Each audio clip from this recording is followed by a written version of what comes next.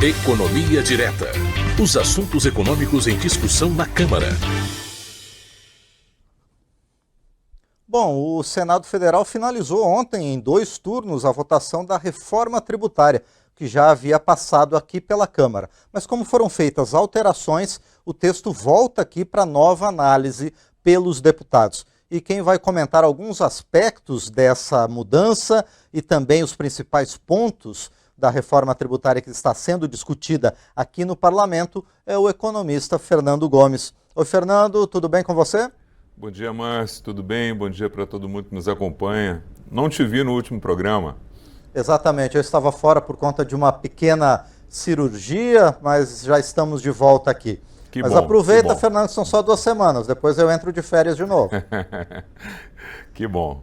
Perfeito. Bom, Fernando, aqui na Câmara a reforma tributária ela já havia passado, já foi votada pelos deputados. Para a gente começar essa conversa, conta para a gente quais foram os principais pontos aprovados aqui pelos deputados. Isso mesmo, Márcio. A Câmara aprovou em julho, o texto da PEC da reforma tributária. Esse texto ele faz várias modificações no sistema tributário brasileiro, mas a principal delas, o eixo central, é unificar 5 impostos, o IPI, o ICMS, o ISS, o PIS e a COFINS, em 3 impostos. Um de competência federal, outro de competência estadual e o imposto seletivo, que vai incidir aí sobre bens que o governo quer desestimular o consumo. Essa é a principal mudança, a espinha dorsal da reforma, que é você unificar tributos, simplificar o sistema aí para reduzir burocracia, eliminar a cobrança acumulativa de impostos e dar mais segurança jurídica para as empresas e impulsionar a economia.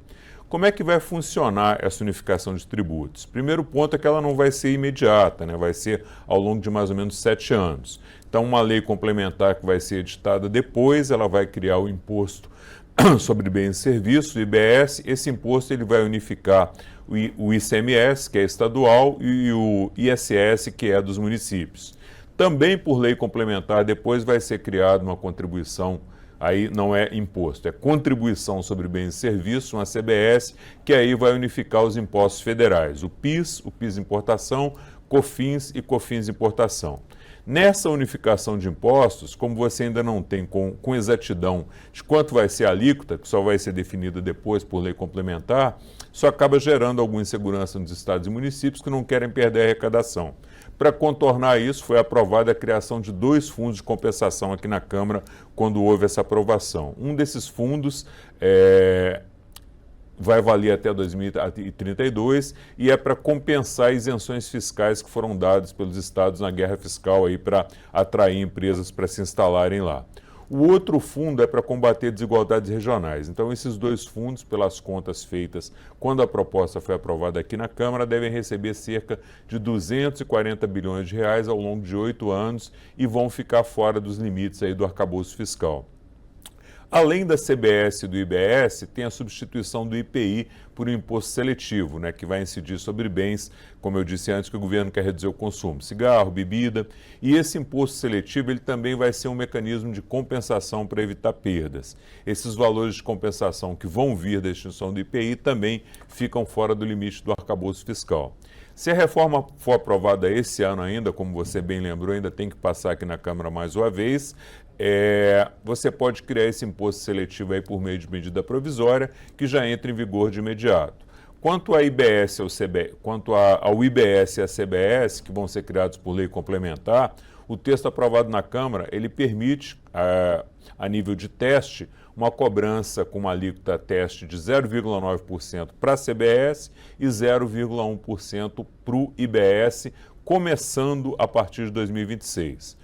Outro ponto importante que foi aprovado aqui na Câmara, que foi objeto de muita fake news, foi a cesta básica. Cesta básica ela vai ser isenta da cobrança do IBS e da CBS.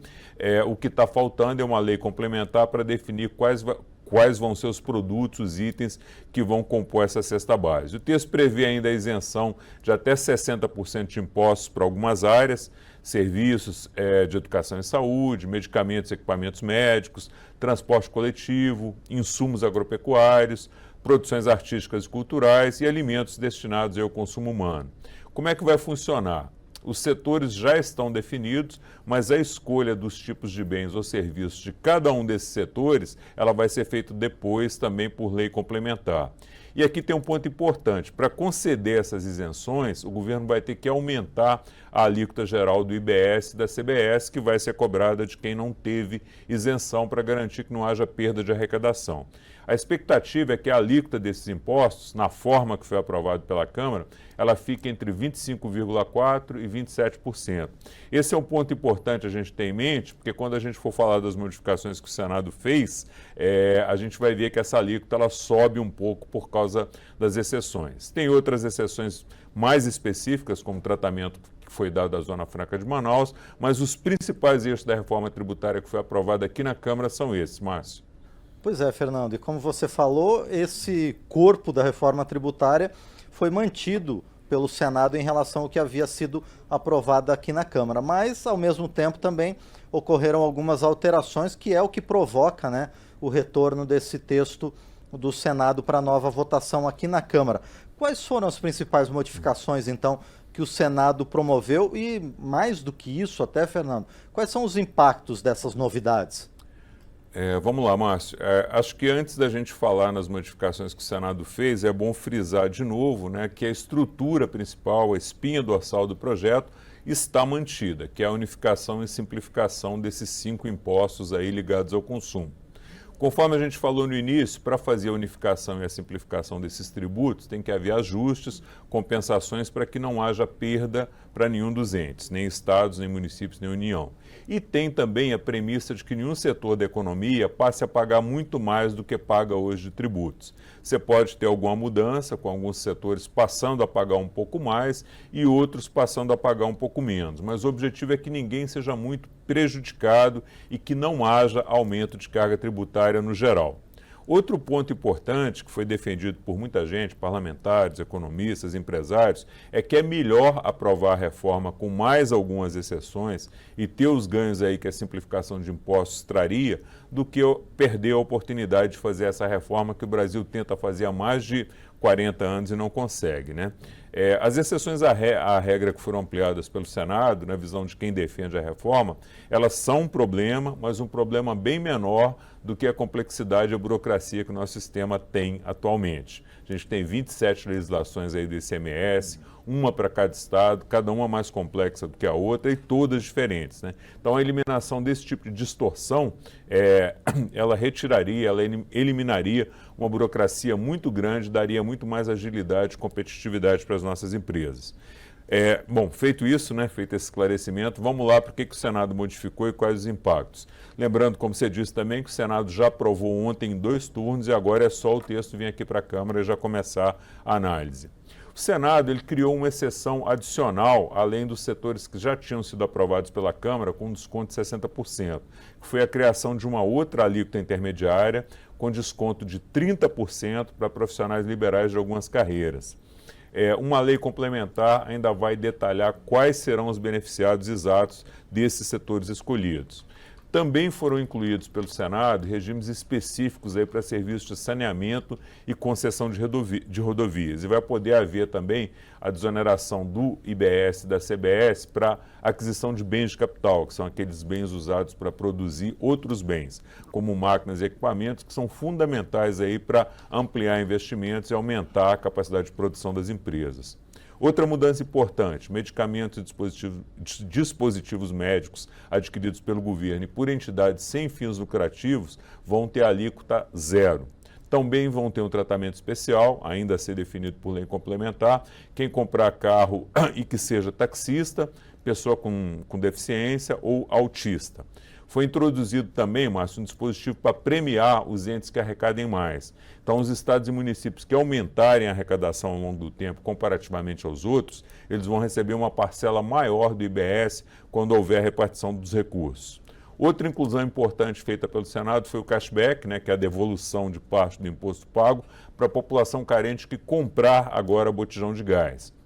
A Câmara já tinha aprovado esse mecanismo de cashback aqui na compra de alimentos, mas não se definiu ainda de quanto seria a renda das famílias que seriam beneficiadas e nem quais serviços ou bens que poderiam ser incluídos aí nesse cashback. Um dos serviços que está definido já é a conta de energia elétrica. Ela vai ser beneficiada com alguma devolução no cashback.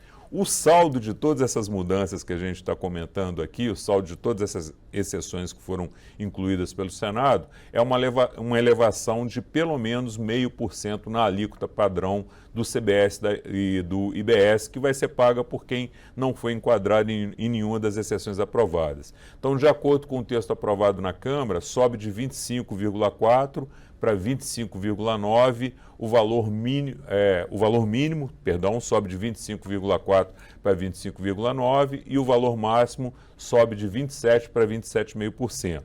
Esses números são estimativas, né? Pode ser que tenha aí alguma variação para mais ou para menos. Esse valor máximo e mínimo é porque ainda tem que acontecer a regulamentação da reforma, depois da aprovação, e aí precisa de algumas leis complementares, então não é possível saber exatamente o valor da CBS e do IBS agora, por isso você tem essas estimativas aí. Mas essa alíquota de 27,5%, ela é considerada ainda a maior do mundo, né? Ela foi objeto de críticas da oposição nos debates, mas o governo ele vem com uma contra-argumentação que é verdadeira, né? Embora essa alíquota seja uma das maiores do mundo, se você considerar o que é cobrado com todos esses impostos hoje, a alíquota está em torno de 34%. Então, ainda a gente vai ter um IVA, né, um CBS e um IBS aí, que está entre os maiores do mundo, mas ele ainda é razoavelmente menor do que o que se cobra hoje quando se soma todos esses impostos. O Senado também mexeu no que a Câmara tinha aprovado sobre a cesta básica, né? Na prática, o Senado manteve a isenção à cesta básica, mas limitou seus itens. Só que como isso ainda vai ser definido por lei complementar, a gente não tem ainda a noção exata de como é que vai ficar. No texto aprovado pelo Senado, o que ficou isento? Hortifruti, frutas e ovos, né? Produtos de higiene e limpeza tiveram desconto de 60% e os itens voltados à saúde menstrual, eles começam com desconto de 60%, mas podem ficar isentos aí após a regulamentação. Outra mudança importante, o imposto seletivo, né? O Senado aprovou que agora passa a ser obrigatório o imposto seletivo sobre armas e munições, exceto se forem comprados pela administração pública. E o imposto seletivo, além de ser aplicado nos produtos e serviços prejudiciais à saúde, também vai ser aplicado em produtos que prejudicam sustentabilidade ambiental e que prejudicam aí a redução das emissões de carbono. Muita coisa, né, Márcio? Vamos lá. Outro ponto importante, que está sendo chamado de trava, é um mecanismo para impedir o aumento da carga tributária. Um dos princípios aprovados pelo Senado é que não vai haver aumento de carga tributária em hipótese nenhuma. Então, pela fórmula que foi apresentada, se não houver crescimento do PIB, ou se o PIB apresentar um resultado negativo, não pode haver aumento de carga tributária.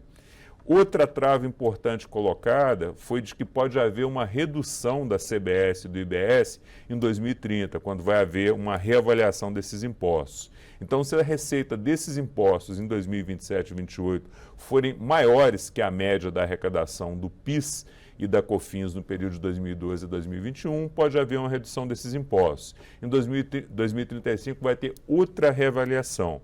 O que significa essa medida na prática? Se a arrecadação crescer muito, vai haver uma reavaliação a cada 5 anos para poder reduzir esses impostos. Então, basicamente é isso, Márcio. Esses são os principais pontos da reforma depois da aprovação do Senado, mas ela é muito mais abrangente e quem quiser saber no detalhe cada uma das modificações que foi feitas pelo Senado e como ficou o texto final, só entrar nos nossos sites, né, do Senado aqui da Câmara, que lá você tem um resumo detalhado do que foi aprovado e tem também o texto integral aprovado. E mais uma informação importante, mas que eu acho que é bom frisar também aqui, é que grande parte dos atores envolvidos nesse assunto, economistas, empresários, parlamentares, eles entenderam que houve sim um número de exceções grande aprovado pelo Senado, mas que essas concessões elas eram necessárias para você viabilizar aí, politicamente a aprovação da reforma. Sem elas não poderia se ter avançado com a reforma.